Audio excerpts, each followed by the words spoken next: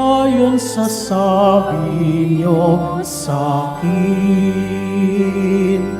Si Jesucristo ang ilaw na sa lahat ay tatanglaw, nagbibigay karangalan sa unang bayang hinirang ng buong nating may kapal. Si Jesucristo ang ilaw na sa lahat ay tatanglaw, nagbibigay karangalan sa unang bayang hilirang ng buong nating may kapal. Papuri sa Diyos sa kaitaasan.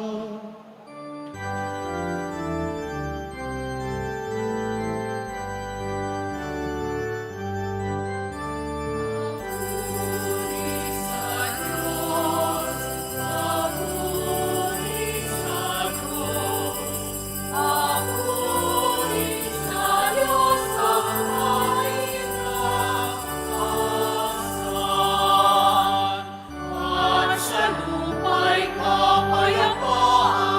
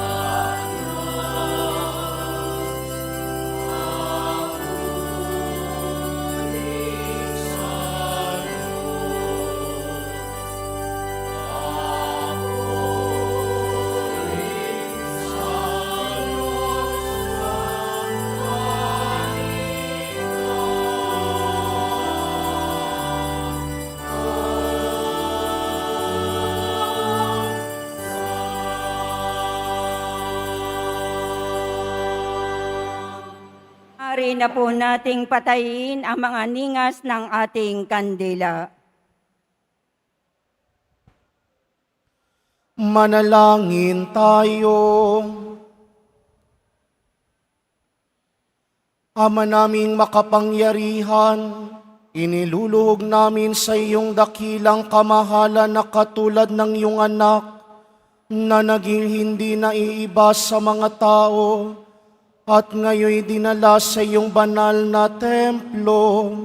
Kami rin naway maging dalisay at marapat dalhin sa banal na tahanan mo sa pagtitipong ito. Sa pamamagitan ni Jesucristo, ngayon at magpasawalang hanggan. Amen. Magsiupo muna ang lahat. Pagbasa mula sa aklat ni Propeta Malakias. Ito ang sinasabi ng Panginoon Diyos.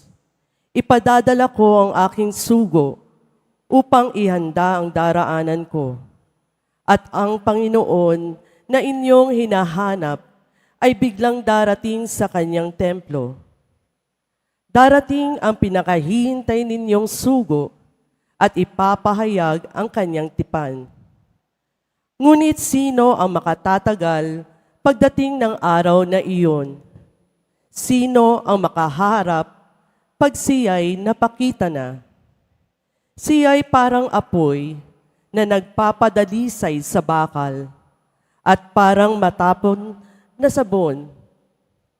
Darating siya para humatol at dadalisayin niya ang mga saserdote, tulad ng pagdalisay sa pilak at ginto. Sa gayon, magiging karapat-dapat silang maghandog sa Panginoon at ang mga handog na dadalhin ng mga taga-Huda at Jerusalem ay magiging kalugod-lugod sa Kanya, tulad ng dati. Ang salita ng Diyos. Salamat sa Diyos. Diyos na makapangyarihay, dakilang hari kailanman. Diyos na makapangyarihay, dakilang hari kailanman. Ang pintuang luma ay buksan ng lubos.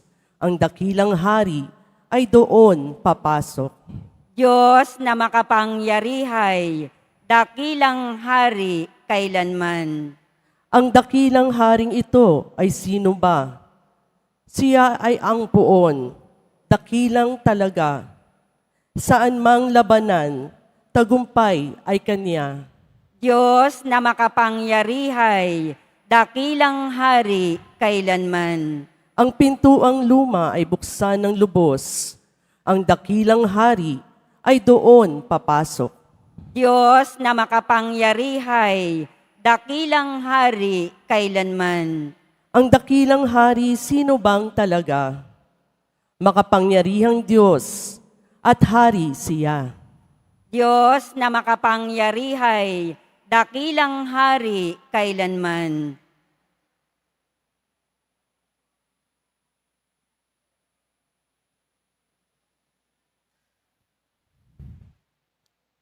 Pagbasa mula sa sulat sa mga Hebreo. Yamang ang mga anak na tinuturing ng Diyos ay tao. Naging tao rin si Jesus tulad nila. May laman at dugo. Ginawa niya ito upang sa pamamagitan ng kanyang kamatayan ay maiupo niya ang diablo na siyang may kapangyarihan sa kamatayan. Sa gayon, pinalaya niya ang lahat naging alipin habang panahon dahil sa kanyang takot sa kamatayan. Hindi ang mga anghel ang kanyang tinulungan, kundi ang lahi ni Abraham. Kaya't kinakailangan matulad siya sa kanyang mga kapatid sa lahat ng paraan. Sa gayon, siya'y naging isang dakilang saserdote, mahabagin at tapat, naglilingkod sa Diyos at naghahandog ng hain sa ikapapatawad ng mga kasalanan ng tao, sapagkat siya may tinukso at nagbata. Kaya ngayon, matutulungan niya ang mga tinutukso. Ang salita ng Diyos. Salamat sa Diyos. Magsitayo po ang lahat.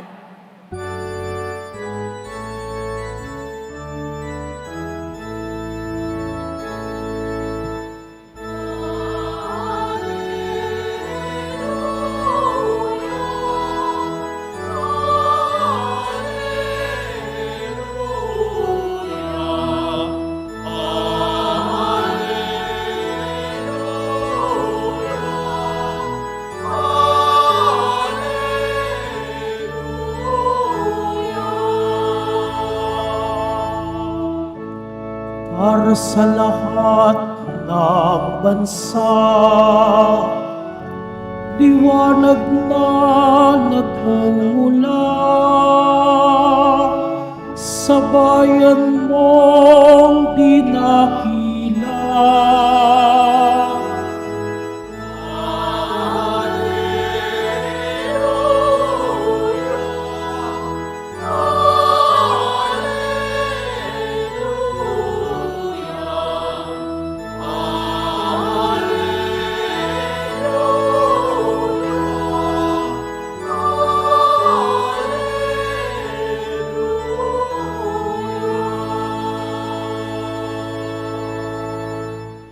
Sumainyo ang Panginoon. At sumaiyo rin. Ang mabuting balita ng Panginoon ayon kay San Lucas. Papuri sa iyo, Panginoon. Nang dumating ang araw ng paglilinis sa kanila, ayon sa kautusan ni Moises, si Jesus ay dinala ng kanyang mga magulang sa Jerusalem upang iharap sa Panginoon, sapagkat ayon sa kautusan, ang bawat panganay na lalaki ay nakatalaga sa Panginoon at naghandog sila ayon sa hinihingi ng kautusan ng Panginoon, mag-asawang bato-bato o dalawang inakay na kalapati. May isang tao noon sa Jerusalem na ang pangalay Simeon. Matapat at malapit sa Diyos ang lalaking ito at naghihintay sa katubusan ng Israel. Sumasa kanya ang Espiritu Santo na nagpahayag sa kanya na hindi siya mamamatay hanggat hindi niya nakikita ang Mesiyas na ipinangako ng Panginoon. Sa patnubay ng Espiritu, pumasok siya sa templo at nang dalhin doon ang kanyang mga magulang, ang sanggol na si Jesus, upang gawin ang hinihingi ng kautusan, siya'y kinalong ni Simeon. Ito'y nagpuri sa Diyos na ang wika, kunin mo na, Panginoon, ang iyong abang alipin. Ayon sa iyong pangako, yamang nakita na ng aking mga mata ang iyong pagliligtas na inihanda mo para sa lahat ng bansa. Liwanag itong tatanglaw sa mga hentil at magbibigay karangalan sa iyong bayang Israel. Namangha ang ama't ina ng sanggol sa sinabi ni Simeon tungkol sa kanya. Binasbasan sila ni Simeon at sinabi kay Maria, "Tandaan mo, ang batang ito'y nakatalaga sa ikapapahamak o ikaliligtas ng marami sa Israel. Isang tanda mula sa Diyos, ngunit hahamakin ng marami, kaya't mahahayag ang kanilang iniisip. Dahil diyan ang puso mo'y para na rin tinarakan ng isang balaraw. Naroon din sa templo ang isang propetang babae na ang pangalay Ana, anak ni Fanuel na mula sa lipi ni Aser. Siya'y napakatanda na, 7 taon lamang silang nagsama ng kanyang asawa nang siya'y mabalo. At ngayon, 84 na taon na siya. Lagi siya sa templo, araw-gabing sumasamba sa Diyos sa pamamagitan ng pag-aayuno at pananalangin. Lumapit siya ng oras ding iyon at nagpasalamat sa Diyos. Nagsalita rin siya tungkol kay Jesus sa lahat ng naghihintay sa pagpapalaya ng Diyos sa Jerusalem.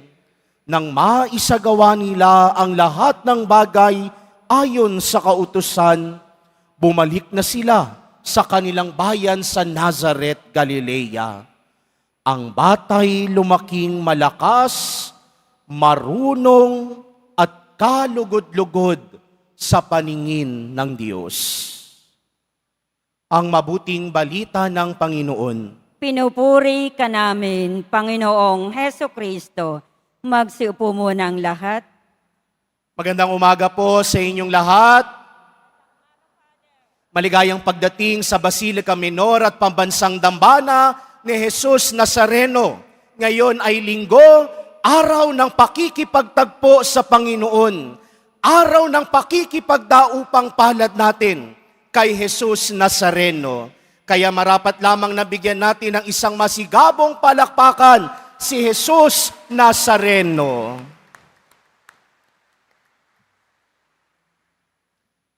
Nakakainhip maghintay, hindi ho ba? Nakakabagot, nakakainis, at kung minsan hindi natin alam kung dadating pa ba ang tao o ang bagay na hinihintay natin. Parang sa magkaibigan, magte-text sa'yo yaan, papunta na ako. Pero ang totoo niyan, maliligo pa lamang siya. Malapit na ako in 5 minutes. Pero ang totoo niyan, palabas pa lang siya ng gate ng bahay.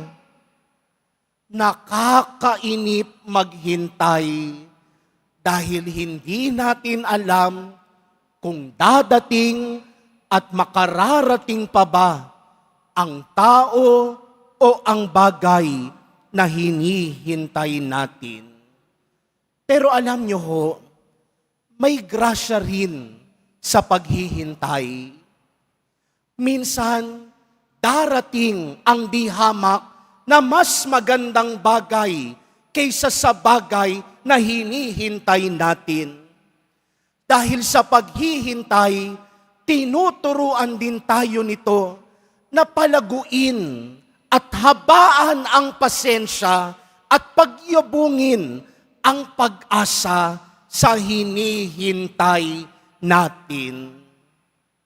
Kaya nga kung minsan, dumadating ang isang bagay, dumadating ang isang tao, dumadating ang isang karanasan sa araw, sa oras, at sa panahon na hindi natin inaasahan.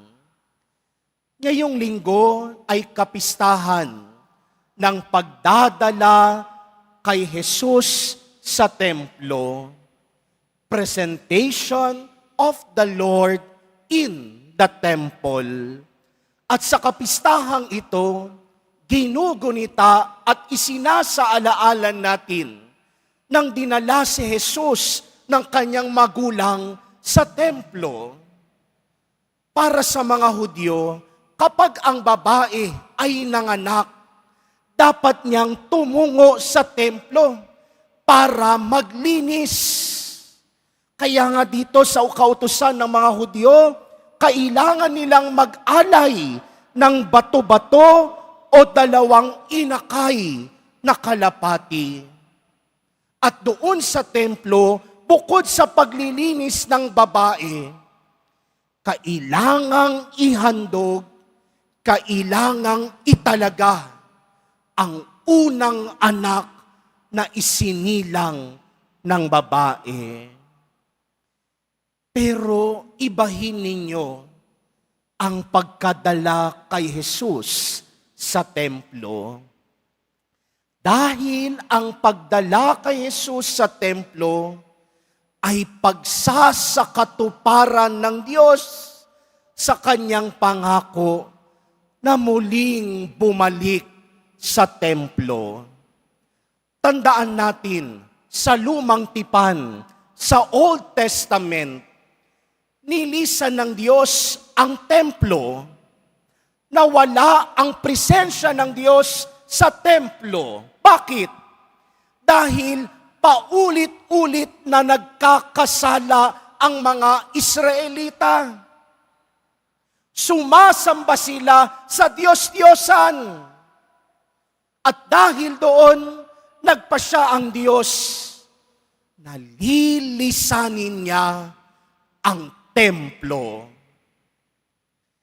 Pero sa pagkadala kay Jesus sa templo, pagsasakatuparan yaon ng katapatan ng Diyos sa kanyang pangako na muli siyang babalik sa templo at muling papadalisayin ang lahat ng mag-aalay sa templo. At doon sa templo, naratnan nila ang dalawang matanda, si Simeon at ang isang propeta na si Ana. Sabi sa Ebanghelyo, si Simeon malapit sa Diyos. Si Simeon laging nasa templo. Bakit? Dahil hinihintay niya ang katubusan ng Israel. Hinihintay niya ang muling pagbabalik ng Diyos sa templo sa Israel. Samantalang si Ana, sabi sa Ebanghelyo, 84 na taon na siya. 84 years old. Araw-gabing sumasamba sa templo, nag-aayuno at nananalangin. At nang dumating si Jesus sa templo, sabi ni Simeon, Panginoon, maaari mo na ho akong kunin. Maaari mo nang kunin ang iyong abang alipin. Dahil ayon sa iyong pangako, nakita na ng aking mga mata ang iyong pagliligtas. Matagal naghintay si Simeon at si Ana. Inabutan na sila ng katandaan. Maraming panahon, maraming henerasyon, maraming siglo na ang lumipas bago nila makamtan ang pangako ng Panginoon. Pero ni isang salita sa Ebanghelyo, wala tayong narinig na nagreklamo si Simeon at si Ana. Bagkus sa kabila ng mahaba nilang paghihintay, sa kabila ng kanilang katandaan, laging nagniningas ang pag-asa sa kanilang puso. Nagniningas na katulad ng mga kandila na patuloy nagliliwanag, tanda ng pag-asa. Kaya nga sa panimulang bahagi ng liturhiya, pinasbasan ang kandila ninyo at naririto sa harapan natin ang kandilang Paskal, Paschal Candle, patuloy na nagniningas dahil sa bawat pagningas ng kandila, ala-ala yaon na naririto ang presensya ng Diyos. Ala-ala na darating ang araw na tutuparin ni Jesus Nazareno ang kanyang pangako sa iyo. Yun ang saysay ng ipinagdidiwang natin ngayon.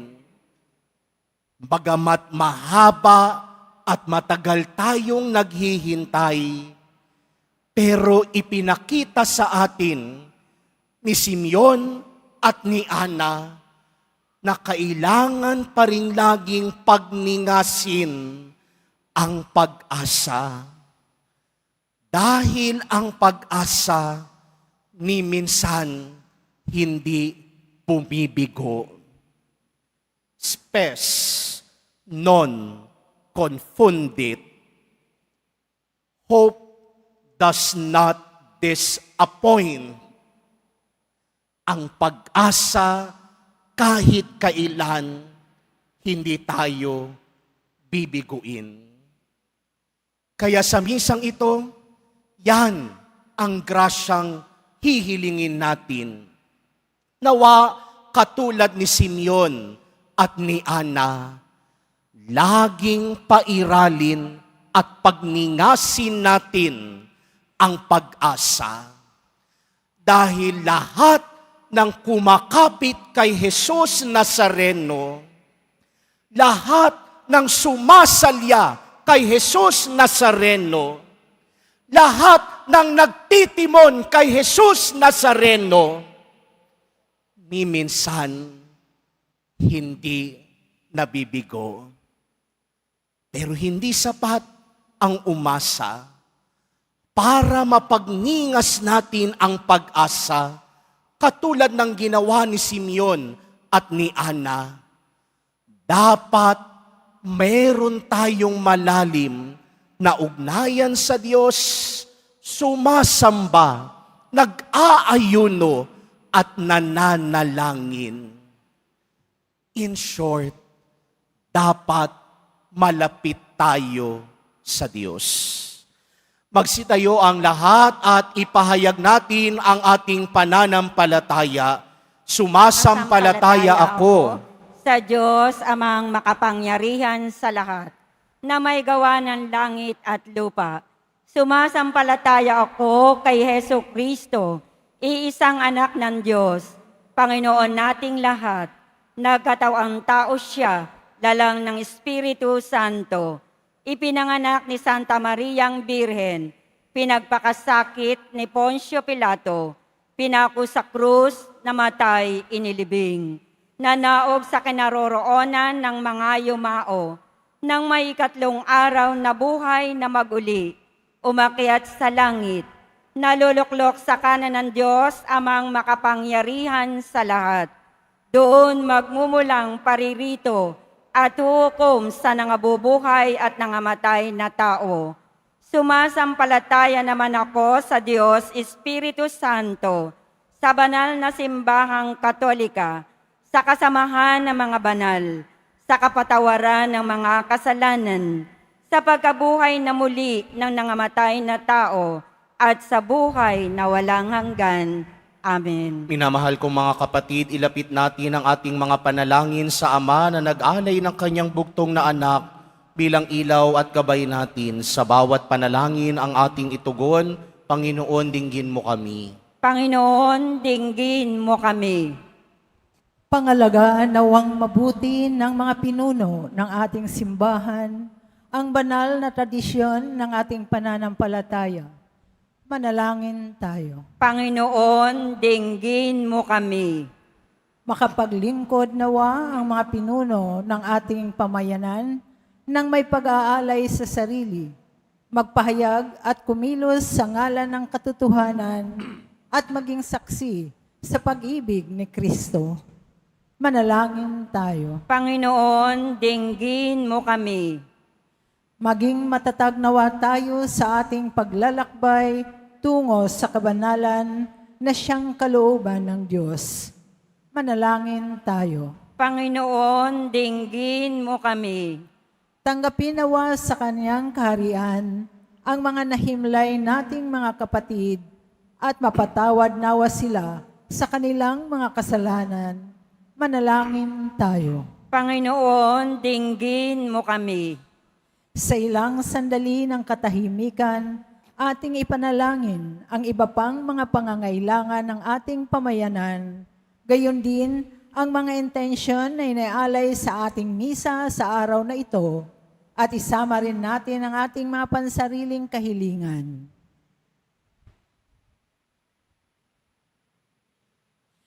Manalangin tayo. Panginoon, dinggin mo kami. Ama, nagkatawang tao ang iyong anak upang gabayan kami.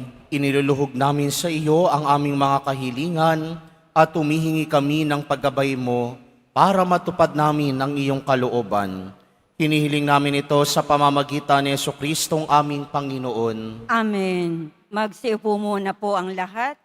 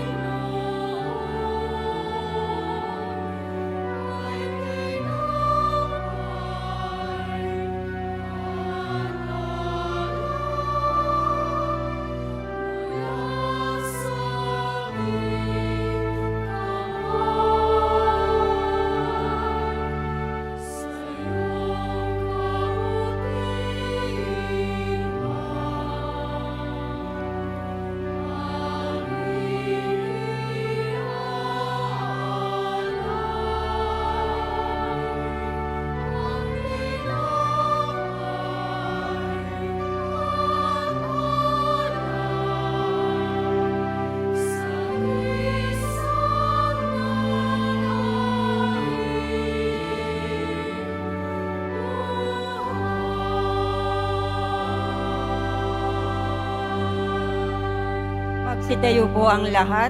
Manalangin kayo mga kapatid upang paghahain natin ay kalugdan ng Diyos amang makapangyarihan. Tanggapin nawa ng Panginoon itong paghahain sa iyong mga kamay. Sa kapurihan niya at karangalan, sa ating kapakinabangan at sa buong sambayanan niyang banal. Ama naming lumikha, naway maging kalugod-lugod sa iyo ang paghahain ito ng iyong nagagalak na sambayanan. Nilob mong para sa ikabubuhay ng sanlibutan, ay may handog ang tupang maamo at walang bahid dungis.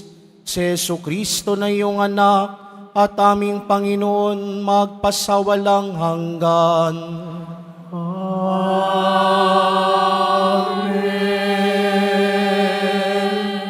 Sumainyo ang Panginoon. At sumaiyo rin. Itaas sa Diyos ang inyong puso at diwa. Itinaas na namin sa Panginoon. Pasalamatan natin ang Panginoong ating Diyos. Marapat na siya ay pasalamatan. Ama naming makapangyarihan, tunay ngang marapat na ikaw ay aming pasalamatan. Ngayoy dinala sa iyong templo ang anak mong dati nang di iba sa iyo. Siya ang nagbigay karangalan sa Israel na iyong bayan.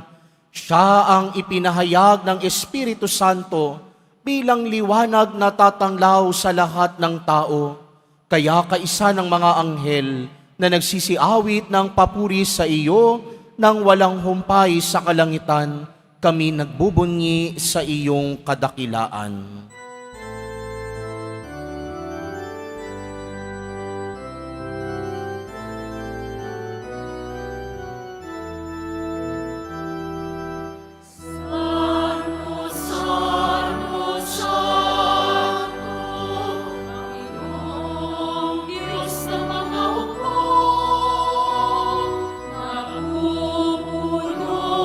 Ang langit at lupa ng kadakilaan.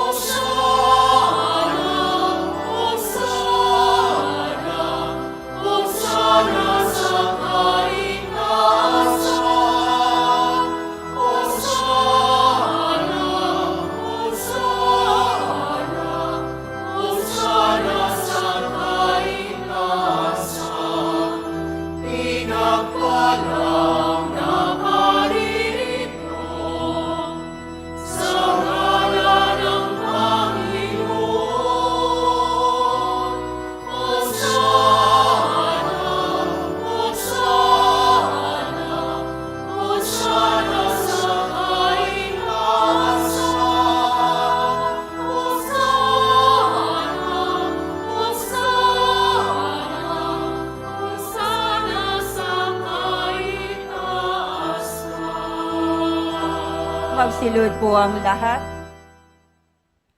Ama naming banal, ikaw ang bukal ng tanang kabanalan, kaya't sa pamamagitan ng iyong Espiritu, gawin mong banal ang mga kaloob na ito upang para sa amin maging katawan at dugo ng aming Panginoong Hesukristo. Bago niya pinagtiis ang kusang loob na maging handog, hinawakan niya ang tinapay, pinasalamatan kaniya, pinaghati-hati niya iyon, iniabot sa kanyang mga alagad at sinabi, "Tanggapin ninyong lahat ito at kanin. Ito ang aking katawan na ihahandog para sa inyo."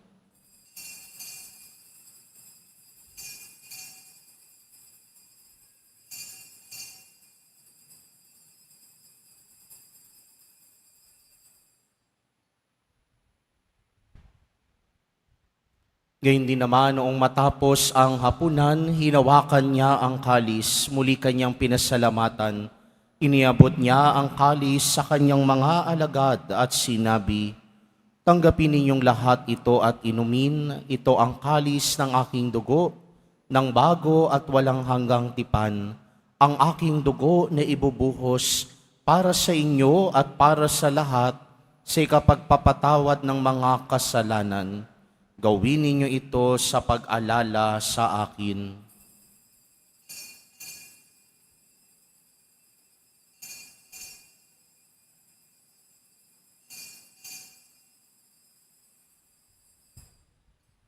Magsitayo po ang lahat. Ipagbunyi natin ang misteryo ng pananampalataya. Si Kristo'y namatay, si Kristo'y nabuhay, si Kristo'y babalik sa wakas ng panahon. Ama, ginagawa namin ngayon ang pag-alala sa pagkamatay at muling pagkabuhay ng iyong anak. Kaya't iniaalay namin sa iyo ang tinapay na nagbibigay buhay at ang kalis na nagkakaloob ng kaligtasan. Kami nagpapasalamat dahil kami iyong minarapat na tumayo sa harap mo para maglingkod sa iyo. Isinasamo namin kaming magsasalo-salo sa katawan at dugo ni Kristo ay mabuklod sa pagkakaisa sa pamamagitan ng Espiritu Santo. Ama, lingapin mo ang iyong simbahang laganap sa buong daigdig. Puspusin mo kami sa pag-ibig kaysa ni Francisco na aming Papa, ni Jose na aming Obispo at ng Tanang Kaparian. Alalahanin mo rin ang mga kapatid naming nahimlay na may pag-asang sila'y muling mabubuhay, gayon din ang lahat ng mga pumanaw.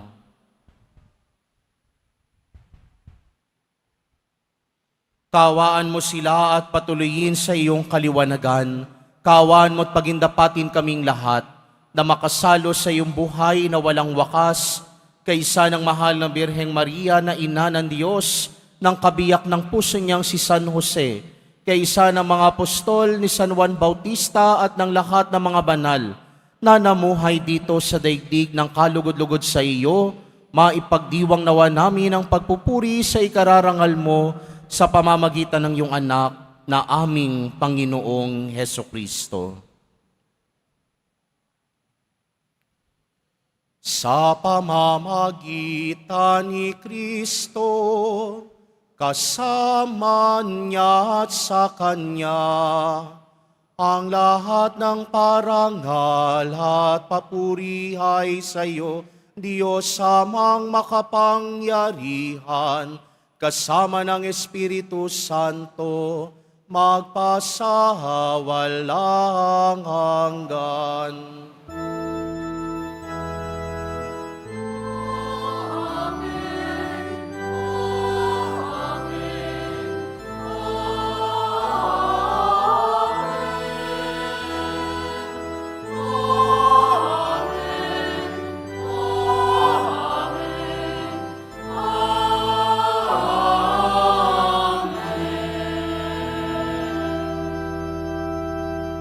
Sa tagubili naman nakagagaling na utos at turo ni Jesus na Panginoon natin at Diyos, ipahayag natin ng lakas loob.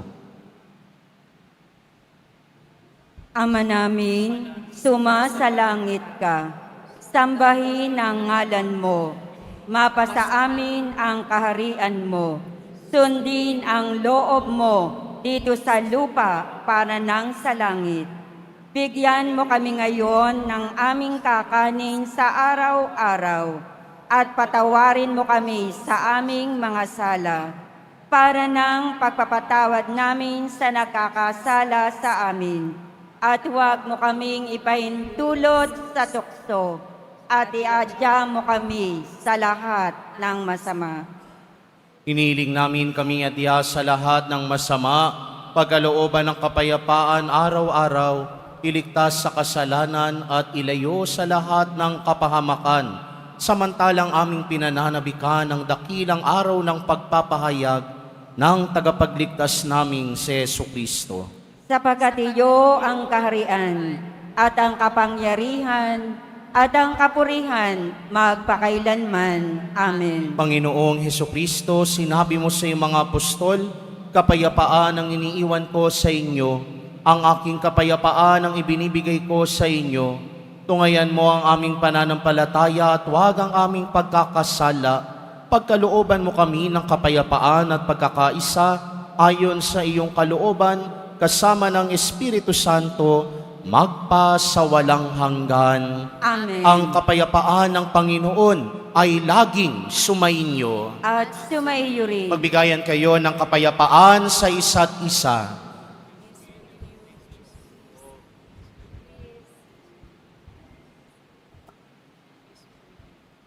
Kordero ng Diyos na nag-aalis ng mga kasalanan ng sanlibutan, maawa ka sa amin.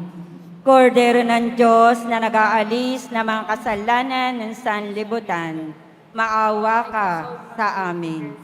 Kordero ng Diyos na nag-aalis ng mga kasalanan ng sanlibutan, ipagkaloob mo sa amin ang kapayapaan.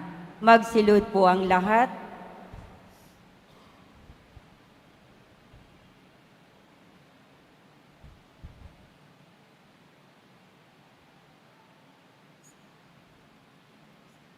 Ito si Jesus, ang kordero ng Diyos na nag-aalis ng mga kasalanan ng sanlibutan. Mapapalad ang mga inaanyayahan sa kanyang piging. Panginoon, hindi ako karapat-dapat na magpatuloy sa iyo, ngunit sa isang salita mo lamang ay gagaling na ako.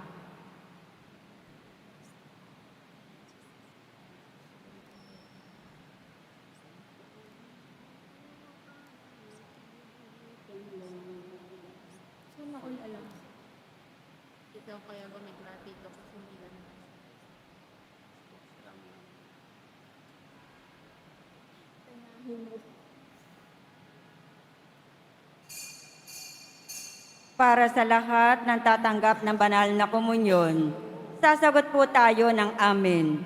Pagkasabi ng pari o ng lay minister ng katawan ni Kristo at isubo agad sa bibig bago umalis sa harapan ng pari o lay minister.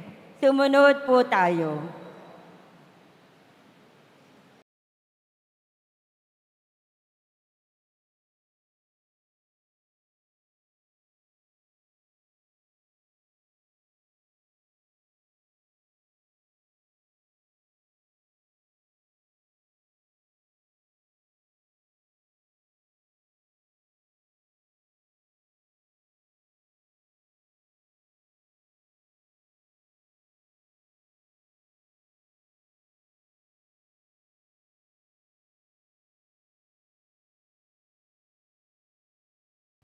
Panalangin tayo. Ama naming mapagmahal, sa pagtanggap namin ng pakikinabang, naway mapasaming lubusan ang iyong kagandahang loob na kinamtangganap ni Simeon noong matupad ang kanyang inaasam, na wag mo nang mamatay hanggang hindi nakikita ang Mesiyas. Marapatin mo ring aming makamtan ang walang maliw na buhay sa pagtahak namin sa landas ng pakikipagtagpo sa aming Panginoong Jesucristo, ngayon at magpasawalang hanggan. Amen.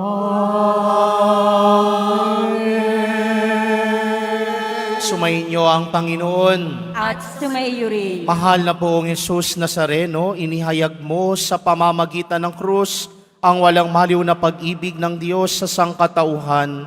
Pakinggan mo ang kahilingan lalo na para sa mga nangangailangan ng iyong tulong at awa. Makamtan nawa namin ang iyong kasagutan na may utang na loob na tinatanaw. Basbasan din po ninyo itong mga imahen at dasalan upang lalo kaming manalangin at magtiwala. Sa pamamagitan ng bendisyon na ito, naway lalo kaming maging mapaglingkod, masunuri na tapat sa iyo na aming maluwalhating Panginoon, magpasawalang hanggan. Amen. Pagpalain at pag-ingatan kayo lagi ng makapangyarihang Diyos, Ama, Anak at Espiritu Santo. Amen. May alay ng banal na misa, humayo kayong taglayang pag-ibig at kapayapaan ng poong Jesus Nazareno. Salamat sa Diyos.